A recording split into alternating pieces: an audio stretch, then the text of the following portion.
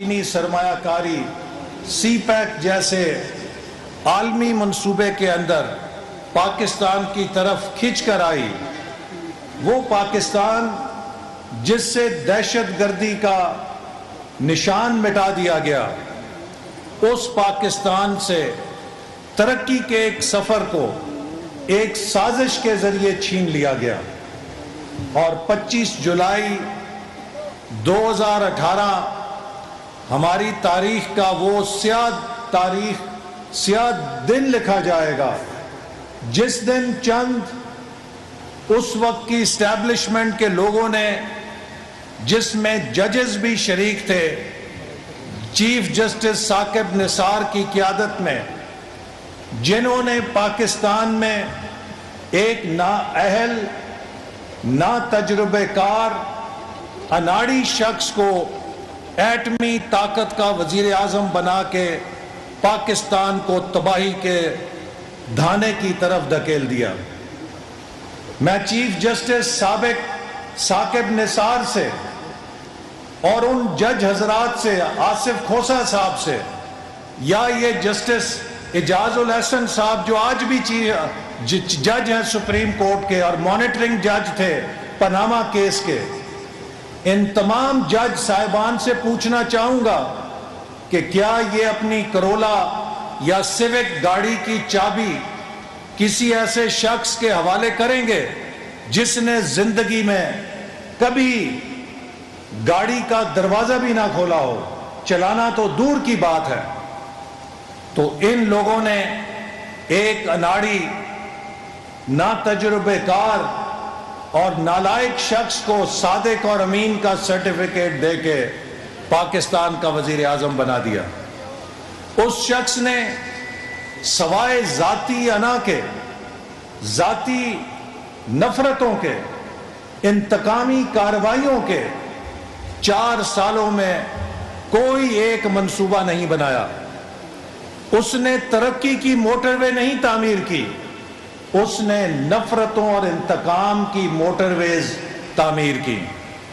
اس نے ملک میں توانائی کے نئے کارخانے نہیں لگائے، اس نے ملک میں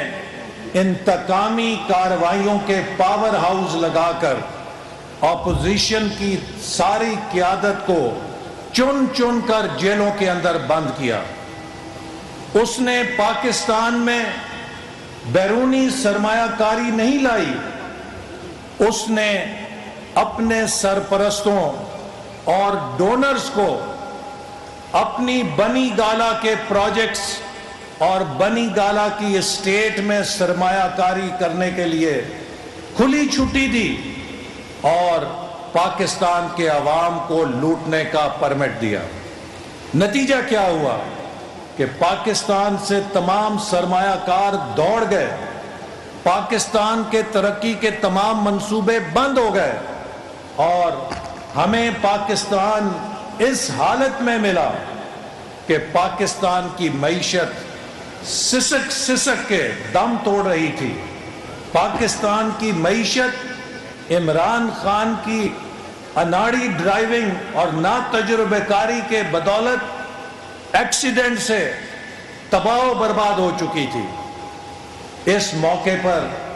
اگر مسلم لیگ نون کی قیادت پاکستان کی معیشت کو نہ سنبھالتی تو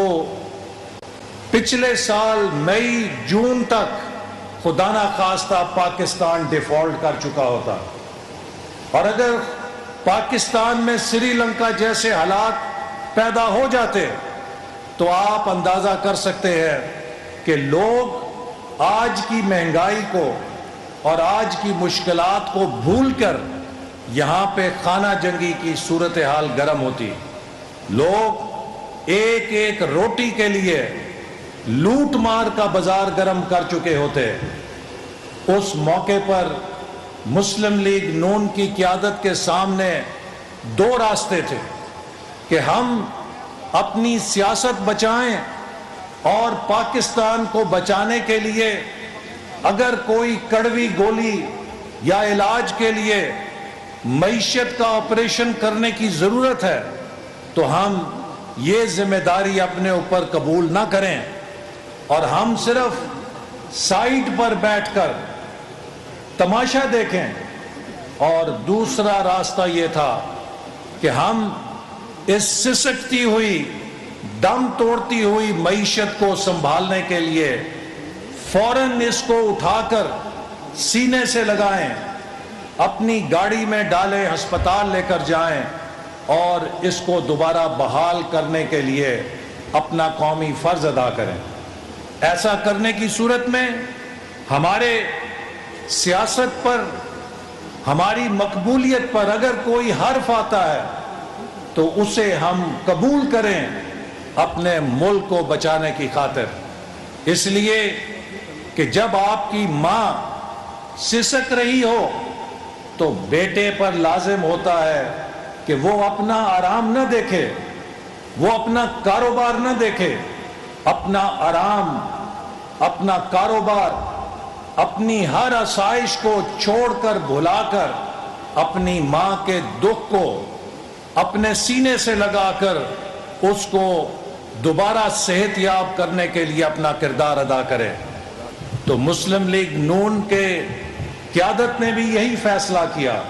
کہ ہم پاکستان کو، جو ہماری دھرتی ماں ہے، ہم اسے بچانے کے لیے اپنا کردار ادا کریں گے۔ اور آج الحمدللہ 1 سال سے زیادہ عرصہ گزر چکا ہے اور ہم نے پاکستان کو ڈیفالٹ نہیں ہونے دیا، دیوالیہ نہیں ہونے دیا، اور رفتہ رفتہ، قدم بقدم ہم پاکستان کو صرف بحال ہی نہیں کر رہے بلکہ ہم پاکستان میں ترقی کے ان منصوبوں کو دوبارہ چالو کر رہے ہیں جنہیں عمران خان کی حکومت نے 2018 میں بریکیں لگا دی تھیں۔ اب پاکستان آہستہ آہستہ دوبارہ ترقی کی طرف اپنا رخ متعین کر رہا ہے۔ ہم نے پاکستان کے لیے روڈ میپ تیار کر لیا ہے، جیسا کہ 2025 ویژن کا روڈ میپ تھا کہ ہم نے کس طرح پاکستان کو دنیا کی پہلی 25 معیشتوں میں لے کر آنا ہے۔ آج ہمارے پاس ایک 5 ایز فریم ورک ہے جس میں ایکسپورٹس ہیں، جس میں ای پاکستان ہے، جس میں انوائرمنٹ ہے، واٹر اینڈ فوڈ سیکیورٹی کے ساتھ، اور اس میں انرجی ہے، چوتھا ای انرجی کا ہے جس کے لیے آج خرم دستگیر صاحب ایک اس کے منصوبے کا افتتاح کرنے آپ کے پاس آئے ہیں، اور 5واں ای ایکوٹی اینڈ امپاورمنٹ، جس کا مطلب یہ ہے کہ ملک کے اندر مساویانہ ترقی اور پاکستان کے نوجوانوں اور خواتین کو قومی ترقی کے دھارے میں شامل کرنا۔ یہ وہ روڈ میپ ہے کہ اگر ہم اس پر اگلے 3-4 سال تک کمر بستہ ہو کر عمل کریں، جیسے کہ 2013 میں ہم نے اپنے 3 ایز کے پروگرام پر عمل درآمد کیا تھا، تو 2017 میں دنیا پکار اٹھی تھی کہ پاکستان 2030 تک دنیا کی پہلی 20 معیشتوں میں آ جائے گا۔ ہمیں اللہ کے فضل سے یقین ہے کہ یہ جو 5 ایز یا 5 ای کے 5 نکات ہیں، اس کے اوپر اگر ہم پوری قوم کو یکسو کر کے عمل درآمد کریں تو 2035 تک پاکستان $1 ٹریلین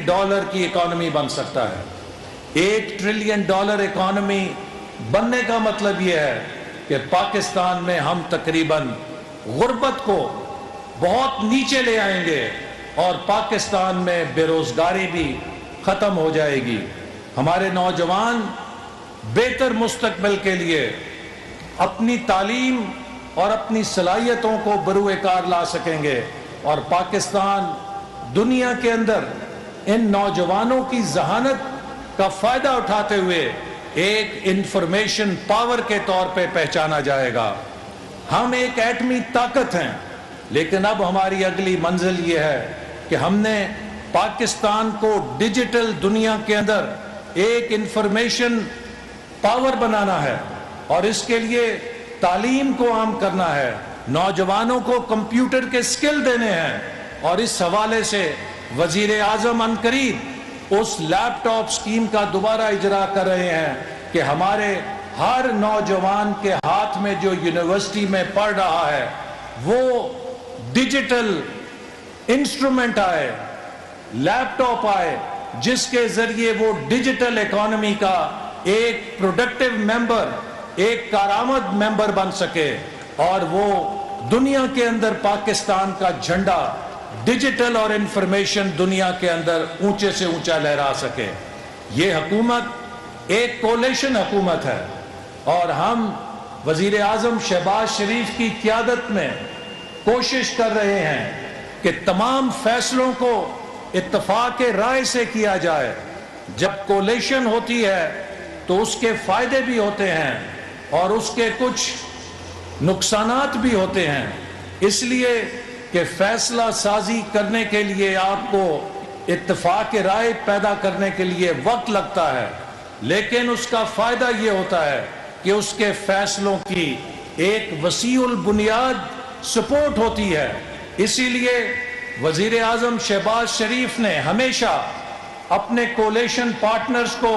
ہر فیصلے کے اندر شریک کیا ہے۔ پاکستان میں جو بھی پالیسی کا فیصلہ ہوتا ہے اس کے اندر تمام کولیشن پارٹنرز شریک ہوتے ہیں۔ بجٹ کی تیاری کے موقع پر بھی تمام کولیشن پارٹنرز کو شریک رکھا گیا اور کابینہ جس نے بجٹ کی منظوری دی اس میں تمام کولیشن کے ممبر شریک تھے اور ان سب کی اتفاق رائے سے بجٹ کی منظوری دی گئی۔ اسی طرح جو ترقیاتی بجٹ ہے اس میں بھی نیشنل اکنامک کاؤنسل منظوری دیتی ہے اور نیشنل اکنامک کاؤنسل کے اندر سندھ کے وزیر اعلیٰ بھی شریک ہوتے ہیں، بلوچستان، پنجاب، کے پی، ہر صوبے کی نمائندگی ہوتی ہے اور جو ترقیاتی بجٹ ہے اس کو حتمی شکل تمام صوبوں کے وزراء اعلیٰ کی تائید اور منظوری کے ساتھ دی گئی ہے۔ لہٰذا حکومت ہمیشہ کوشش کرتی ہے کہ ہر فیصلے کو اتفاق رائے کے ساتھ کیا جائے اور جب فیصلے اتفاق رائے کے ساتھ کیے جاتے ہیں تو وہ سب کی ذمہ داری ہوتی ہے کہ سب ان فیصلوں کا پہرا دیں اور ان فیصلوں کو برابر کی اونرشپ دیں۔ جہاں تک پاکستان میں پچھلے سال کلائمیٹ ڈیزاسٹر آیا تو وفاقی حکومت نے